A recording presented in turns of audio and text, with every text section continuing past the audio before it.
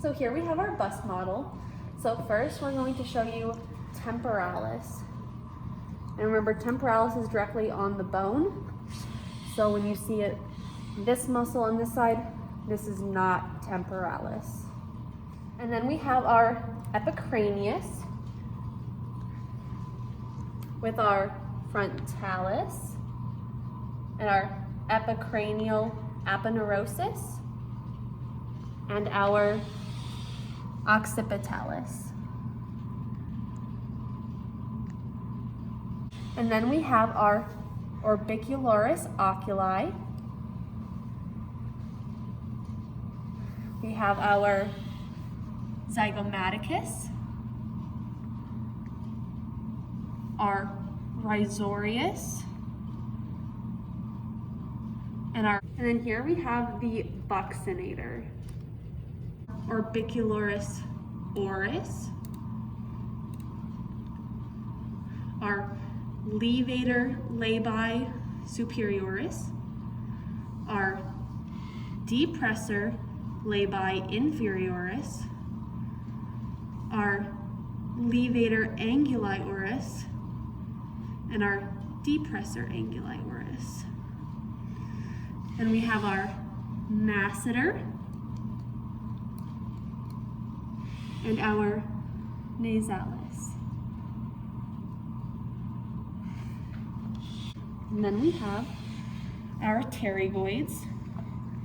So if we look inside the jaw, we have our lateral pterygoid and our medial pterygoid. And then again, we can see medial pterygoid on that inside part going in like this. And then we have our sternocleidomastoid.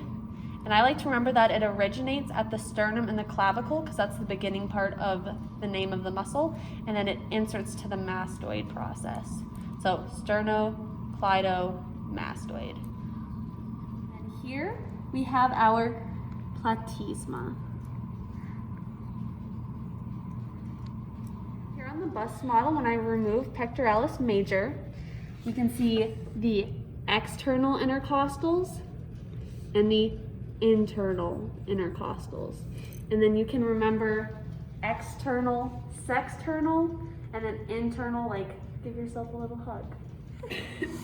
So here we have the jaw model with our temporalis, our pterygoid lateral head, and our pterygoid medial head.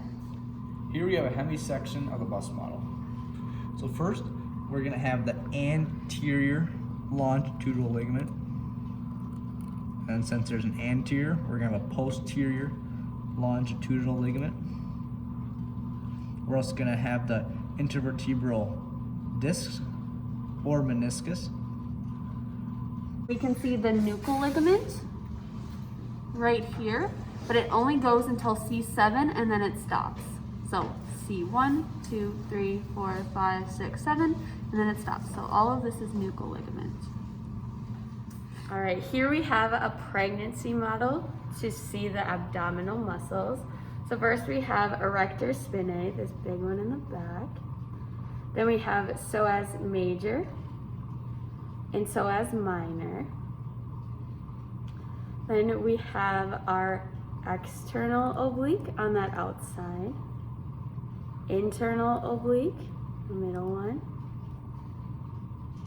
and then transverse abdominis is that innermost one. And then we can also see rectus abdominis right here. Go. And then I also just wanted to point out the linea alba here. Here we have the Bacon model. So first we can see the sternocleidomastoid on either side here, and it's cut away. All right, then moving down, we can see the external intercostals, which are these light pink ones. And then you can see the innermost intercostals as well. Then moving down, we can see the transverse abdominis on either side here. Then we can see our psoas major, which is the big one. And then psoas minor with the tendon on top. And then you can also see the iliacus. Okay, go. Okay, so here we have our coronal cut model and our hemisection model.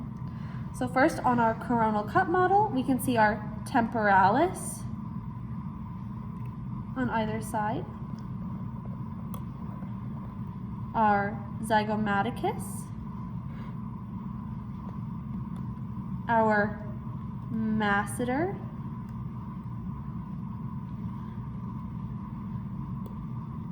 and our buccinator or buccinator, and our platysma. Then on our hemisection, we can see the orbicularis oris and the anterior longitudinal ligament and the posterior longitudinal ligament and our nuchal ligament. Okay, and then here we have the male repro model, and we're just going to point out the rectus abdominis, right there, and the linea alba, and the pelvic diaphragm.